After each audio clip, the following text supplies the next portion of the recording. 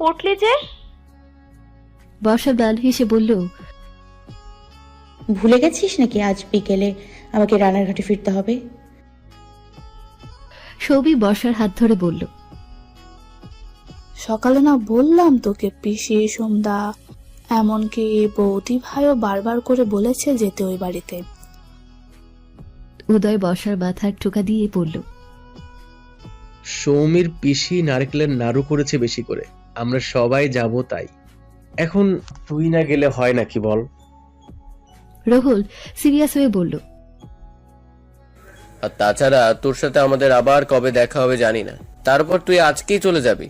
এবার কত কি প্ল্যান করেছিলাম রং খেলা নিয়ে, কিন্তু সব মাটি হয়ে গেল। বর্ষা বুচকি হেসে বলে ওঠে, মাটি কেন হবে? শুধু তো আমি আজকে চলে যাচ্ছি, মৌ তো এখানে থাকবে কিছুদিন। তোরা কালকে আনন্দ করবি নিজেরা মিলে। এখন প্লিজ মন খারাপ করে থাকবি না তোরা, তাহলে কিন্তু আমি বাড়ি যেতে পারবো না। আর সত্যি বলতে আমার বাড়ি ফিরে যাওয়াটা খুব দরকার। অভি এগিয়ে আসে বর্ষার কাছে, তারপর বর্ষার নাকটা টেনে দিয়ে বলল, তুই শুধু একবার বল, আমরা সবাই মিলে সব কয়টাকে ঠিক করে দিব। বর্ষা ব্লাল হেসে বলে ওঠে, সবটা ঠিক আছে অভি, শুধু মাঝখানে আমি অন্যায় করে ফেলেছিলাম, যার খেসারত অন্য একটা নির্দোষ মানুষকে দিতে হচ্ছে। তন্নি মলিন মুখে বলল, আর তুই কি খেসরাত দিচ্ছিস না? তোর কষ্টটা কি আমরা অনুভব করতে পারছি না? বর্ষা জানি এই বিষয়ে আর কোনো কথা হলে ও দুর্বল হয়ে পড়বে, হয়তো ওদের সামনে হাওমাও করে কেঁদে ফেলবে। তাই নিজেকে শক্ত করে বলে ওঠে, এখন থাকে সব কথা, চল ওই দিকটায়। এখানে কিন্তু বেশিক্ষণ থাকবো না, আবার তো পিসির বাড়ি যেতে হবে। আজকে কিন্তু আমার ভীষণ তাড়া। কথাগুলো শেষ করে কোনো মতে ওদের থেকে পালিয়ে যায় সামনের দিকে, যেখানে অনুষ্ঠানের আয়োজন করা হয়েছে। বর্ষা চলে যেতেই অভি বলে ওঠে, আকাশটার সাথে কিন্তু আমাদের দেখা করা উচিত, বর্ষা যতই বারণ করুক। মৌ অভির কাঁধে হাত রেখে বলল, এই বেচাকে আমি সামলে নেব, কিন্তু তার আগে আমাদের অনির্বাণদার সাথে কথা বলতে হবে। সবাই মৌয়ের কথায় সহমত পোষণ করে এগিয়ে যায় সামনের দিকে। দোল পূর্ণিমায় প্রত্যেক বছর সুনন্দা দেবী বাড়িতে রাধা গোবিন্দের পুজো দেন। কখনো বড় আয়োজন করে, আবার কখনো ছোট আয়োজন করে। কাজের মেয়ে, সৌমির মা আর উনি তিনজন একসাথে মিলে পুজোর সবকিছু গোছান। এবছর সৌমির মায়ের শরীরটা খারাপ থাকায় আসতে পারেনি, কিন্তু সেই অভাব বোধটা তিনি একদম ফিল করছে না পূর্বীর জন্য। মেয়েটা সেই সকাল থেকে পুজোর সবকিছু নিজের হাতে গোছাচ্ছে, সুনন্দা দেবীকে হাত পর্যন্ত দিতে দিচ্ছে না। চোখ পাকিয়ে শুধু বলেছে, আমি তো করছি মা, ভুল হয়েছে সেটা দেখিয়ে দেবে। সুনন্দা দেবী মনে মনে খুশি হন, চোখ ছলছল করে ওঠে ওনার। এতদিনে ওনার মেয়ের অভাববোধটা তবে ঘুচল। এবারের পূর্ণিমা দোলের আগের দিন দুপুরে সূচনা হওয়ায় উনি ঠিক করেন প্রথম দিনেই পুজো দেবেন। তাই সেই মতো সবকিছু আয়োজন করা হয়েছে। সিগারেটের ধোঁয়া ছাড়তে ছাড়তে সোম ব্যস্ত কণ্ঠে জিজ্ঞাসা করে, তুই এইভাবে হাত গুটিয়ে বসে থাকবে অনি? কিছু করবি না? অ্যাটলিস্ট বিয়েটা ভাঙার কোনো পরিকল্পনা করবি না? অনির্বাণ বিরক্ত হয় সোমের কথায়, ভ্রজরা কিঞ্চিত কুচকে ফেলে। সিগারেটের ধোঁয়া নাক দিয়ে মুখ দিয়ে ছেড়ে একটা দীর্ঘশ্বাস ফেলে, তারপর গা ছাড়া ভাব নিয়ে বলল, তোর কি মনে হয় আমার এখন বর্ষার বিয়ে ভাঙার পরিকল্পনা করা উচিত? সোম সময় না নিয়ে বলে, আলবৎ করা উচিত। সিগারেটের বাদ দেওয়া অংশটা নিচে ফেলে সেটাকে পা দিয়ে পিষতে পিষতে অনির্বাণ আর গম্ভীর পুরুষালী কণ্ঠে বলে ওঠে, তাহলে আমি বলবো সেটা তোর ভুল ধারণা শোন। আফসোস এত বছরেও তুই এই অনির্বাণ চ্যাটার্জিকে চিনতে পারিসনি। কথাটা শুনতে সোম চকিতে তাকায় অনির্বাণের দিকে। অনির্বাণ তার ছেলের হাসি হেসে বলল, বিয়ে ভাঙার অধিকার বৃষ্টিস্নাথা আমাকে দেয়নি, তাহলে তুই বল কোন অধিকারে আমি ওর বিয়েটা ভাঙবো? কিচ্ছু না, ও যদি আমার সামনে এসে একটি বারের জন্য বলতো অনির্বাণ আমি আপনাকে ভালোবাসি, ব্যাস, আর কোনো কিছু শুনতাম না, কিচ্ছু ভাবতাম না, সোজা ওর বাবার কাছে যেতাম। তারপর কি করতাম আমি নিজেও জানি না, তবে ওকে আমার করেই ছাড়তাম। কিন্তু ও কি করলো? দিব্যি বাবার কথা মতো আকাশ নামের ওই ছেলেটাকে বিয়ে করতে রাজি হয়ে গেল। আবার আমাকে বলে ও আমার কাছে কমিটেড ছিল না। বাহ, কি সুন্দর উত্তর! এই ছেলেটার সাথে আবার পরীক্ষা শেষে দেখা করে, গল্প করে। এত কিছুর পরেও আমি কেন বিয়েটা ভাঙবো বলতো? এই অনির্বাণ চ্যাটার্জি কি এতটাই ফেলনা নাকি? এখনো যদি আমি ইচ্ছে করি 100টা মেয়ে লাইন লাগিয়ে দিতে পারি নিজের পেছনে, কিন্তু সেটা আমার রুচিতে বাধে।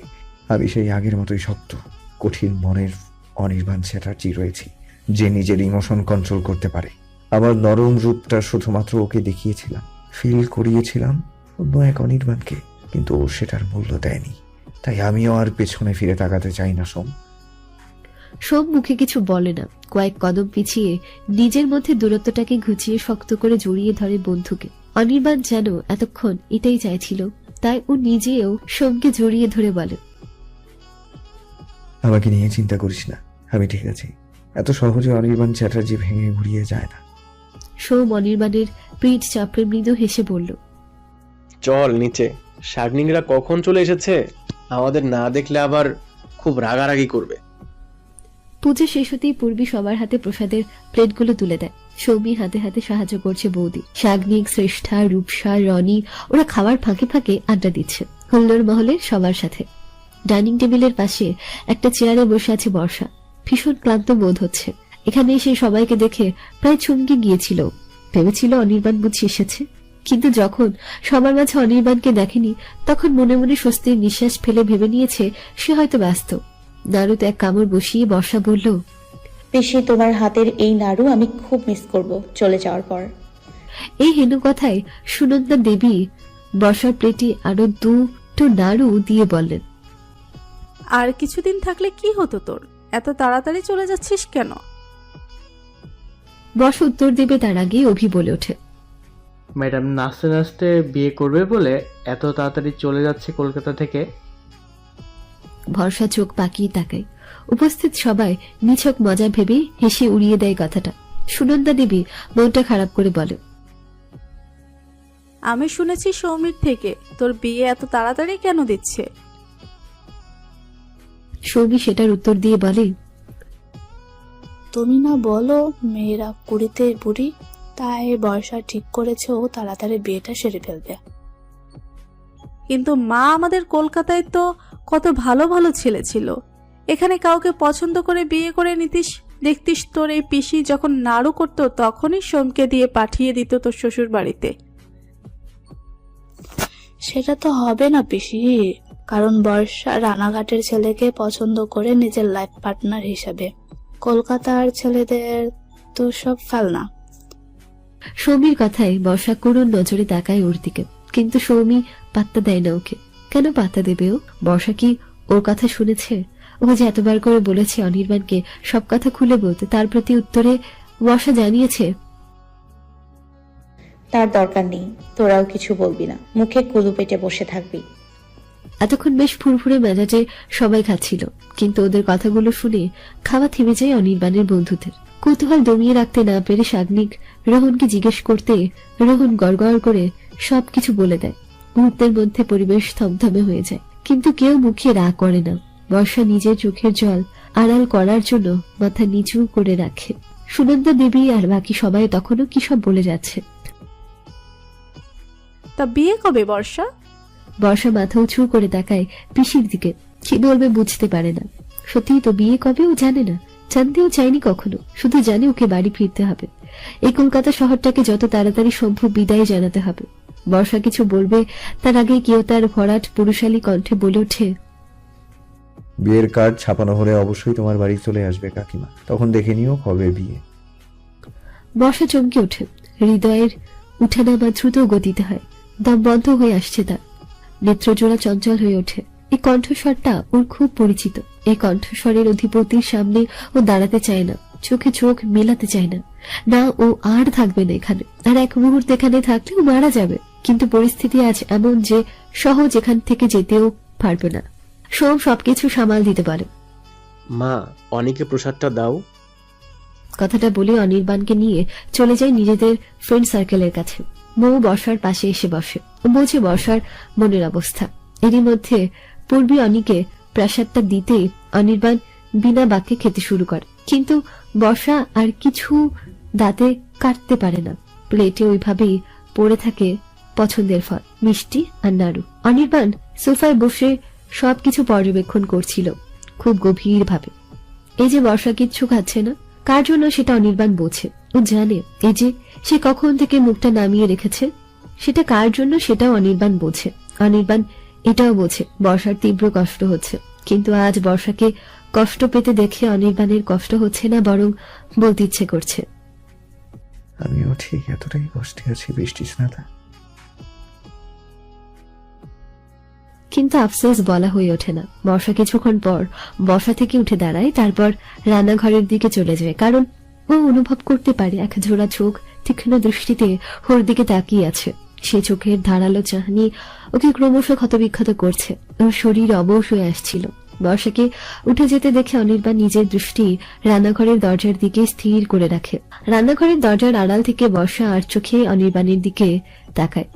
গৌরবর্ণের মলিন মুখটা দেখতেই বুকের ভেতরটা মোচড় দিয়ে ওঠে ওর। সেই মুহূর্তে বর্ষার বারবার মনে হচ্ছিল যে এক ছুটে দৌড়ে যায় পুরুষটার সামনে, তারপর লুটিয়ে পড়তে তার বুকে, প্রশস্ত শরীরটাকে আষ্টে পৃষ্ঠে জড়িয়ে ধরে বলতে, আমি ভালো নেই অনির্বাণ, আমি আপনাকে ছাড়া একদমই ভালো নেই। আমার শ্বাস প্রশ্বাস বন্ধ হয়ে আসে, মনে হয় আমি মারা যাচ্ছি ধীরে ধীরে। আমাকে আপনি নিয়ে চলুন দূরে কোথাও, সবার আড়ালে আমাকে লুকিয়ে ফেলুন নিজের হৃদয়ে। আমি বিনা বাক্যে সেখান থেকে চলে যাব আমৃত্যু পর্যন্ত। কিন্তু বলা হয়ে ওঠে না।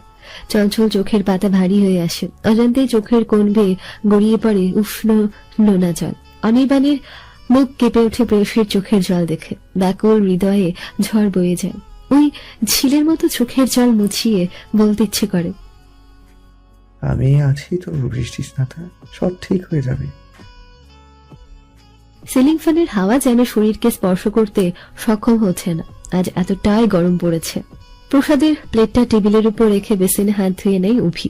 এক নজর রান্নাঘরে তাকায়। বর্ষা চুপচাপ দাঁড়িয়ে আছে পূর্বীর পাশে।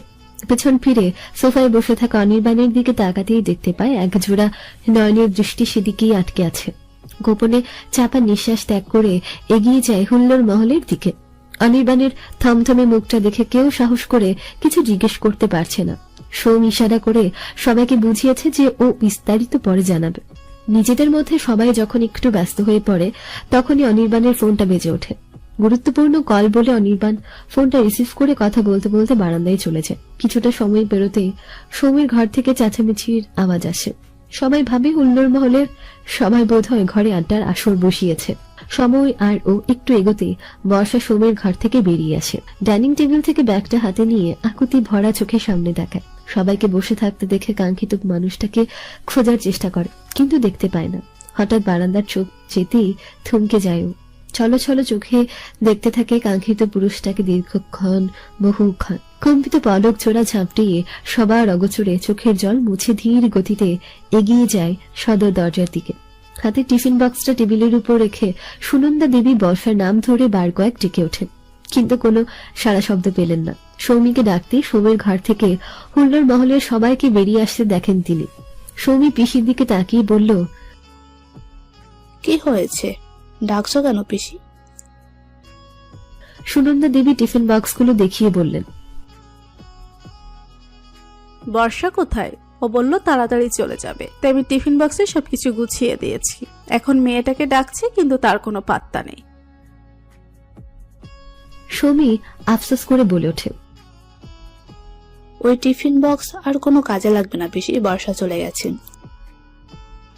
কথাটা শুনতে সুনন্দা দেবী ভ্রুযুগল আপনা আপনি কুঁচকে ফেলেন। প্রশ্নবিদ্ধ চোখে সৌমির দিকে চেয়ে জিজ্ঞাসা করেন, বর্ষা চলে গেছে মানে? এতক্ষণ সৌমির বন্ধুরা সবাই গল্প করছিল, কিন্তু সুনন্দা দেবীর কথা কানে আসতে ওরা কথা থামিয়ে দেয়। নিজেদের মধ্যে বলা বলি করে, এই তো মেয়েটি এক্ষুনি ছিল, এর মধ্যে গেল কোথায়? সৌমি পাশ ফিরে দেখে কতগুলো চোখ ওর দিকেই তাকিয়ে আছে উত্তর শোনার জন্য। ও একটা দীর্ঘশ্বাস ফেলে বলল, বর্ষা ফ্ল্যাটে চলে গেছে, ওখান থেকে ব্যাগপত্র নিয়ে স্টেশনে যাবে, দেন বাড়ি চলে যাবে। আর কিছু জানতে চাও তুমি? সুনন্দা দেবী কিছু বলার আগে সোম বলে ওঠে, বর্ষা চলে যাচ্ছে সেটা বুঝতে পারলাম, কিন্তু তোরা এখানে কি করছিস? তোদের তো ওর সাথে যাওয়া উচিত ছিল, একা ছেড়ে দিলি কেন মেয়েটাকে তোরা? সৌমি বিরক্ত হয়ে বলল, কারণ ওই মেয়েটা ভীষণ জেদি, তাই। কথাটা বলে জায়গা ত্যাগ করে পুনরায় সোমদের ঘরে চলে যায় সৌমি। সেই দিক থেকে দৃষ্টি সরিয়ে রোহন বলল, পিসি, তুমি কিছু মনে করো না। বর্ষা হয়তো প্রসাদের কথা বলে ভুলে গিয়েছে, আর সৌমির মেজাজটা খারাপ হয়ে আছে। আসলে একটু আগে এই বর্ষার সাথে আমাদের সবার সাথে কথা কাটাকাটি হয়েছে তো।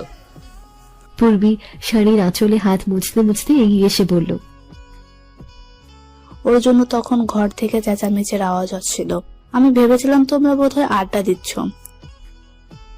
তন্নি আফসোস করে বলল, জানি না আবার কবে সবাই মিলে আড্ডা দিতে পারবো বৌদি ভাই। সাগ্নিক রোহনকে জিজ্ঞাসা করে, তা তোদের বর্ষার সাথে কথা কাটাকাটি হলো কেন? রোহন উত্তর দিতে যাবে তার আগেই বউ বলে ওঠে, আসলে শাগনিকদা বর্ষা চলে যাবে বলে আমরা ঠিক করেছিলাম সবাই ওকে স্টেশনে ছাড়তে যাব, কিন্তু বউকে বলতে না দিয়ে রোহন বলল, কিন্তু বর্ষা চায় না আমরা কেউ ওর সাথে যাই আজকে। রূপসা জিজ্ঞেস করে, কিন্তু কেন? আর কয়টা ট্রেনে? অভি বলে ওঠে, ওর মতে আমরা যদি সবাই মিলে ওকে স্টেশনে ছাড়তে যাই তাহলে ও যেতে পারবে না রানাঘাটে, আর ওর পক্ষে কলকাতা ছাড়া কঠিন হয়ে যাবে, যেটা ও একদমই চায় না। খুব সম্ভবত 6টা নাগাদ একটা ট্রেন আসছে। সব কথা শুনে কেউ আর কিছু বলে না। কি বা বলবে? বিষয়গুলো এত তাড়াতাড়ি ঘটে যাচ্ছে যে কারোর কিছু বলার মতো ভাষাই থাকছে না। সবকিছু শুনে সুনন্দা দেবী মন খারাপ করে টিফিন বক্সটা হাতে নিয়ে ঠাকুর ঘরের দিকে চলে যান। পূর্বী রান্নাঘরে চলে যায় হাতের কিছু কাজ বাকি থাকায়। সবাই এবার সোমের দিকে তাকাতেই দেখতে পায় সোম কিছু নিয়ে চিন্তা করতে করতে ঘরের দিকে চলে যাচ্ছে। টেবিলের উপর থেকে কফির মগগুলো নিয়ে যে যার মতো বসে টুকটাক কথা বলতে থাকে। কিন্তু যদি কেউ একটা বারের জন্য বারান্দার দিকে তাকাতো তাহলে হয়তো নজরে আসতো অনির্বাণের থমথমে রক্ত লাল মুখটা। ফোনটা রেখে বারান্দা থেকে চলে আসার সময় ওদের সব কথাগুলো কানে আসে অনির্বাণের, আর তখনই ও হতভম্ব বিমূর্ত হয়ে যায়। ও ভাবতেও পারেনি বর্ষা আজকে কলকাতা ছেড়ে চলে যাবে চিরদিনের জন্য। কিছুটা সময় লাগে নিজেকে ধাতস্থ করতে, তারপর মনে মনে সময়ের হিসেব করতে থাকে। ওর হিসাবে বলে 6টায় যদি ট্রেনের সময় হয় তাহলে হাতে এখনো 1.5 ঘন্টা সময় আছে। সোমদের বাড়ি থেকে রিক্সা করে অ্যাপার্টমেন্টে পৌঁছাতে সময় লাগবে 1/2 ঘন্টা, তারপর আরো 15 মিনিট লাগবে অ্যাপার্টমেন্ট থেকে বর্ষাকে বেরোতে, আবার সেখান থেকে রিক্সা করে স্টেশনে পৌঁছাতে আরো 1/2 ঘন্টা সময় লাগবে। হাতঘড়ি থেকে নজর সরাই অনির্বাণ। মুখে মৃদু হাসি টেনে স্বাভাবিকভাবে ডাইনিং রুমে পা দেয়। অনির্বাণকে আসতে দেখে সবাই আবার স্বাভাবিকভাবেই থাকার চেষ্টা করে। অনির্বাণ বোঝে বন্ধুদের চেষ্টাটা, তাই তো কোনো রকম কিছু না বলে সোমকে ডাকে। সোম ঘর থেকে বেরিয়ে আসতেই অনির্বাণ সবার উদ্দেশ্যে বলে ওঠে, হসপিটাল থেকে ইমার্জেন্সি কল এসেছে, আমাকে এই মুহূর্তে বেরোতে হবে। আসছি আমি। কাকিমাকে আর ডাকছি না, তোরা বলে দিস, আর তোদের সাথে পরে দেখা করবো। আসছি। কথাটা শেষ করে অনির্বাণ দ্রুত গতিতে বেরিয়ে যায় সদর দরজা দিয়ে। সেদিকে তাকিয়ে দীর্ঘশ্বাস ফেলে সবাই। সময় যেতেই একে একে সবাই সন্ধ্যের রাত থেকে বেরিয়ে যায় নিজ নিজ গন্তব্যে। এলোমেলো পা ফেলে আলমারির দিকে এগিয়ে যায় যুবতী। চোখে জল তার টুইটুম্বর হয়ে আছে। পলক ফেলতে গড়িয়ে পড়ে উষ্ণ নোনা জলের কণা। হাতের উল্টো পিঠ দিয়ে মুছে ফেলতে পুনরায় জল গড়িয়ে চিবুক ভিজিয়ে দিয়ে যায় বাড়ি ধারা। দুর্বল হস্তে আলমারি খুলে ছোট গোলাপি রঙের ব্যাগটা নিয়ে আবার বন্ধ করে দেয়। বিছানার পাশে রাখা জামা কাপড় ভর্তি লাগেজটা টেনে নিয়ে বেরিয়ে আসে ঘর থেকে। সদর দরজার চৌকাঠে পা রাখতে কেঁপে ওঠে বুক, ঠোঁট ভেঙে কান্না পায়, কিন্তু কাঁদে না, ফুপিয়ে ওঠে। বেসামাল অনুভূতি নিয়ে বহু কষ্টে লিফটের দিকে এগিয়ে যায়। লিফটের দরজা খুলে যেতেই আরো এক দফা কষ্টে ভেঙে পড়েও কোনো মতে নিজেকে সামলিয়ে লিফটের মধ্যে প্রবেশ করে। লিফট চালু হতেই ঝুড়ে কেঁদে ফেলে। অ্যাপার্টমেন্ট থেকে বেরিয়ে আসার সময় পেছন ফিরে কাঙ্ক্ষিত বেলকনিটির দিকে তাকাতেই দেখতে পায় জয়া দেবীকে। আনমনে ছেলের ঘরের বেলকনিতে বসে আছেন তিনি। বর্ষা দৃষ্টি সরিয়ে নেয় জয়া দেবী যাতে দেখতে না পায় ওকে, সেজন্য একটু আড়ালে চলে যায়। বুকটা মোচড় দিয়ে ওঠে ক্ষণে ক্ষণে, তাতে দাঁত চেপে কষ্টটা গিলে ফেলে বর্ষা। ওই মায়ের সামনে কখনোই দাঁড়াতে পারবে না। একজন মায়ের কাছে ও আজ অপরাধী। সেদিন দিতা ওকে ফোন করে বলেছিল দাদা ভাইয়ের পাশাপাশি ওর মাকেও ও বেড়ে ফেলেছে বর্ষা। জয়া দেবী ছেলে অন্তপ্রাণ, আর সেই ছেলেটা প্রতিনিয়ত কষ্টে মরে যাচ্ছে। তাহলে মা হয়ে সে কি করে ভালো থাকবে? আরো বলেছিল বর্ষা নাকি ভীষণ স্বার্থপর হয়ে গিয়েছে, শুধুমাত্র নিজের বাবা মার কথা ভেবেছে। বর্ষা সেদিন মাথা নিচু করে দিতার সব অভিযোগ শুনেছে, কোনো রকম কোন উত্তর দেয়নি। আড়ালে দাঁড়িয়ে অশ্রুসিক্ত নয়নে জয়াদেবীর দিকে চেয়ে বর্ষা বিড়বিড় করে বলে ওঠে,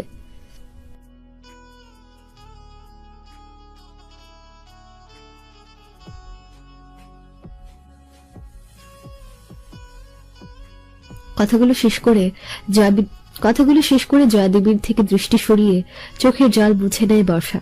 তারপর দ্রুত পায়ে এগিয়ে যায় অ্যাপার্টমেন্টের গেটের দিকে। উদ্দেশ্য তাড়াতাড়ি একটা রিক্সা ঠিক করা। অনির্বাণ কখন থেকে অ্যাপার্টমেন্টের গেটের সামনে গাড়িতে বসে অপেক্ষা করছে কাঙ্ক্ষিত মানুষটির জন্য। হঠাৎ চোখে পড়ে এলোমেলো পায়ে হেঁটে এগিয়ে আসছে গেটের সামনে লাল পাড়ের সাদা শাড়ি পরিহিত এক রমণী। অনির্বাণ থমকায় এই রমণীকে দেখে। ভালো করে পর্যবেক্ষণ করে দেখে মানবীর গালে একটু লাল আবির ছোঁয়ানো আছে, চুলগুলো উল্টিয়ে খোপা করে বাঁধা, কানের পিঠে গুজে রাখা কাঠগোলাপ, মা হাতে জোড়ানো রয়েছে পলাশ ফুলের মালা। অনির্বাণ আনমনেই বলে ওঠে, কেন আমি এই রমণীকে পাবো না আমার জীবন সঙ্গী হিসেবে? কেন আমি তার ভালোবাসা থেকে বঞ্চিত? কি করে পারছো তুমি বৃষ্টি স্নাতা আমার এক বুক ভালোবাসার উপর দিয়ে হেঁটে চলে যেতে? তারপর ড্রাইভারের উদ্দেশ্যে বলে ওঠে, তুমি গাড়িটা পার্ক করে চাবিটা মায়ের কাছে দিয়ে আসবে। ড্রাইভার মাথা নাড়াতে অনির্বাণ গাড়ি থেকে নেমে যায়। তারপর মন্থর গতিতে এগিয়ে যায় সামনের দিকে। লাগেজটা শক্ত করে ধরে রিক্সা চালকের সাথে কথা বলছে বর্ষা। কিছু সময় পর মাথা নাড়িয়ে সম্মতি দিয়ে রিক্সায় উঠে বসে। ছোট লাগেজটা পায়ের কাছে রেখে বলল, চলুন কাকু। কথাটা শেষ করে ফোনে সময়টা একবার দেখার জন্য মনোযোগ দিতেই বুঝতে পারে কেউ একজন পাশে এসে বসেছে। বর্ষা চুকিতে তাকায়। পাশে বসে থাকা মানুষটিকে দেখে থুপকে যায় ওর চারপাশ। হতভম্ব বিমূঢ় হয়ে বসে থাকে পাশে নির্লিপ্ত ভঙ্গিতে বসে থাকা পুরুষটির দিকে। মুহূর্তের মধ্যে হৃদস্পন্দনের গতিবেগ বেড়ে যায় স্বাভাবিকের তুলনায়। চোখের কোনো উকিয়ে দেয় অশ্রুর দাগ। পলক ফেলতেই তার কণা গড়িয়ে পড়ে চিবুক বেয়ে। যুবকটা এক পলক দেখে এই দৃশ্য, তারপর দৃষ্টি সরিয়ে রিক্সা চালকের উদ্দেশ্যে বলে ওঠে, কাকা এবার চলুন, আমাদের দেরি হয়ে যাচ্ছে। রিক্সা চলতে শুরু করে নিজ গতিতে। গাছপালা, বাড়িঘর, কত বড় বড় ফ্ল্যাট সবকিছু ছাড়িয়ে রিক্সা চলছে। বর্ষার অস্বস্তি হয়। কণ্ঠস্বরটা যথেষ্ট স্বাভাবিক রেখে বলে ওঠে, আপনি এখানে কি করছেন মিস্টার চ্যাটার্জি? কথাটা শ্রবণ হতে অনির্বাণ রাস্তার দিক থেকে দৃষ্টি সরিয়ে নেয়। তারপর তার ছেলের হাসি হেসে বর্ষার দিকে তীক্ষ্ণ দৃষ্টি ফেলে গম্ভীর স্বরে বলে ওঠে, তোমাকে পৌঁছে দিতে যাচ্ছি। রানাঘাটে না, শিয়ালদা স্টেশন পর্যন্ত। তার কোনো প্রয়োজন নেই মিস্টার চ্যাটার্জি, আমি একাই এইটুকু পথ যেতে পারবো। বর্ষার কথায় অনির্বাণ গাঢ় কণ্ঠে বলল, আমি জানি তুমি একা চলতে ভালোবাসো বৃষ্টি স্নাতা। বর্ষা থমকায়। কথাটা যেন ওর হৃদয়কে 1000 বার হাতুড়ি পেটা করে। তীব্র যন্ত্রণা অনুভব করে। মনে মনে নিজেকে প্রশ্ন করে বসে, সত্যি কি ও একা চলতে ভালোবাসে?